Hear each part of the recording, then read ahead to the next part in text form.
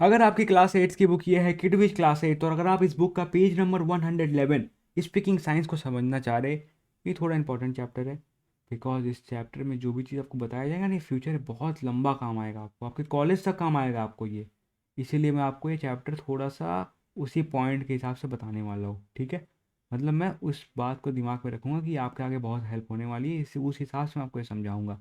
Okay, चलिए हम start करते हैं। बेसिकली हम इस चैप्टर में क्या करने वाले, जितने भी क्वेश्चंस है इसका मतलब समझेंगे, और कहीं कहीं हम ट्रिक भी लगाएंगे जिससे आपको ये क्वेश्चन का आंसर याद रहेगा, ठीक है। चलिए तब आगे बढ़ते हैं। हमारा पहला क्वेश्चन है नॉट इक्वल टू का सिंबल क्या होता है। तो आपको तो इक्वल टू का सिंबल पता ही होगा, उसमें एक लंबा सा डंडा ऐसे तिरछा खींच दीजिए, जैसे मतलब काट दीजिए उसको, तो वो बन जाता है नॉट इक्वल टू। बहुत ही ईजी था। चलिए हम आगे बढ़ते हैं। हमारा नेक्स्ट क्वेश्चन है रेशियो। रेशियो का सिंबल क्या है।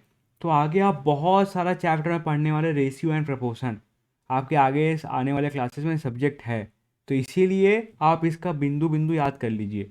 रेशियो होता है ऐसे दो बिंदु, ओके, 1:4, 5:1, ओके।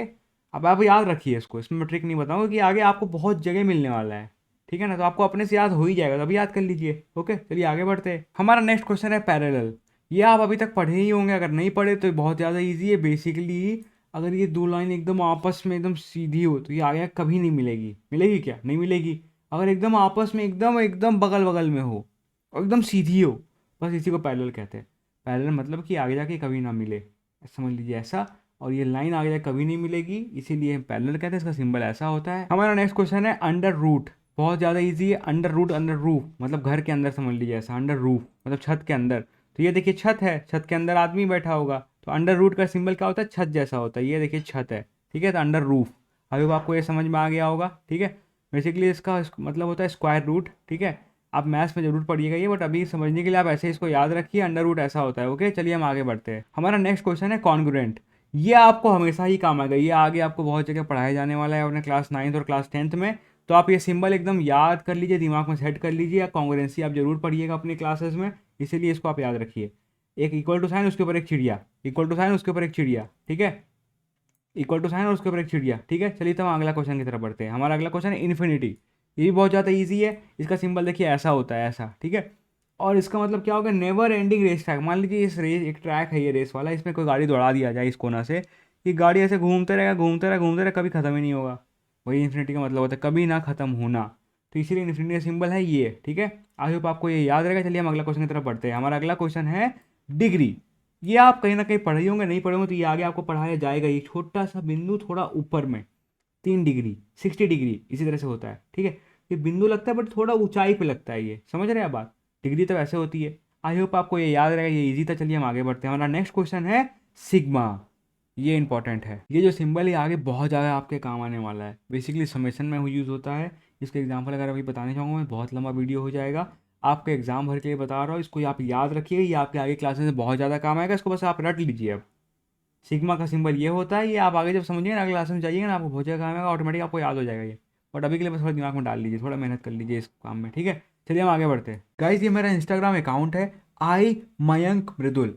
और अगर आपको इसी तरह से ट्रिक्स चाहिए किसी और सब्जेक्ट का, ओके, या किसी और चैप्टर का, तो आप डायरेक्टली मुझे यहाँ मैसेज करके बताइए, ठीक है। या अगर आपके कोई सजेशंस हो कैसे मैं इंप्रूव करूँ, और डायरेक्टली मुझे आप यहाँ पे मैसेज कीजिए। मैं थोड़ा इंस्टाग्राम में ज़्यादा एक्टिव रहता हूँ, तो बहुत ज़्यादा पॉसिबिलिटी कि मैं आपका मैसेज बहुत जल्दी देख लूँगा। जो भी आपके सजेशंस होंगे एंड जो भी आपके रिक्वेस्ट होंगे, I will try my best to get it done. Pi, ये भी बहुत ज़्यादा मैथ्स जैसे पढ़िएगा अब आगे क्लासेस में, आपको ये कहीं ना कहीं मिलेगा या अभी तक मिल चुका होगा।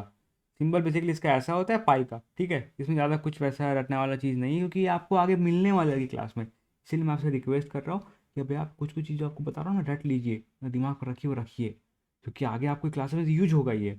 तो अभी आप थोड़ा दिमाग में डालिए तो आगे आराम रहेगा आपके लिए, समझ रहे हैं ना बात मेरा। चलिए हम आगे बढ़ते हैं। हमारा नेक्स्ट क्वेश्चन है एब्सोल्यूट वैल्यू। ये भी आगे यूज़ होगा आगे क्लासेस में। इसका कुछ सिंबल ऐसा होता है, ठीक है। एब्सोल्यूट वैल्यू निकालने का काम आता है ये। बेसिकली करता क्या है, डेसिमल पॉइंट हटा देता है, ये बेसिकली इंटीजर नंबर दे देता है पूरा पूरी। बट हम इसके एग्जांपल्स में भी नहीं जा रहे, ज़्यादा डीप हो जाएगा, वो एडवांस मैथमेटिक्स चला जाएगा। अभी आपका क्लास 8 का जीके है, उस हिसाब से इसको बस आप याद रखिए। एब्सोल्यूट वैल्यू का सिंबल होता है ऐसा, एकदम सिंपल है, ठीक है। चलिए हम आगे बढ़ते हैं। हमारा नेक्स्ट है प्रपोर्शन। आपको मैं शुरू में बताया था रेशियो एंड प्रपोर्शन आपको आगे आने ही आने वाला है। रेशियो का आप सिंबल देखे थे 2 बिंदु, प्रपोर्शन क्या होता है 4 बिंदु होता है। ये देखिए ऐसा होता है प्रपोर्शन, बस समझ गए।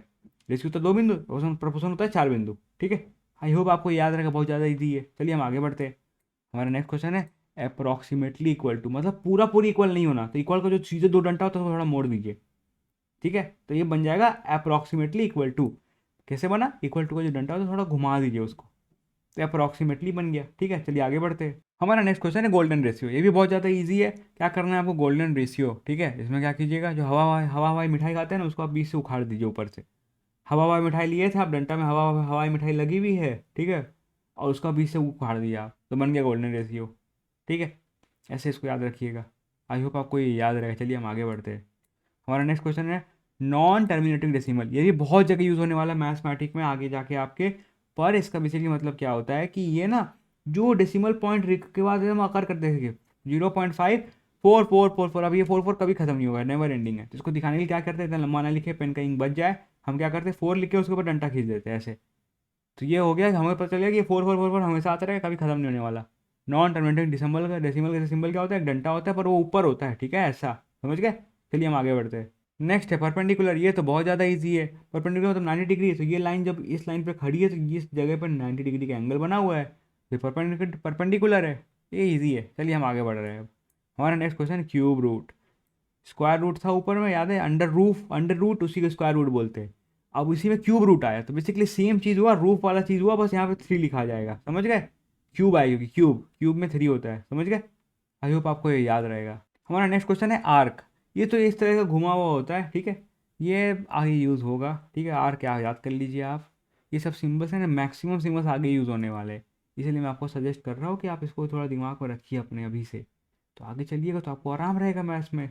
ठीक है, मज़ा भी आएगा। तब हमने इस चैप्टर को देख लिया है, एंड आई नो इस चैप्टर में ज़्यादा कुछ चीज़ें नहीं थी जो ज़्यादा मुश्किल थी, बट मैं आपको ये चैप्टर जानबूझ के बताया क्योंकि इस चैप्टर में जो है ना हमारे सिंबल्स, वो हमारे आगे बहुत ज़्यादा यूज़ होंगे।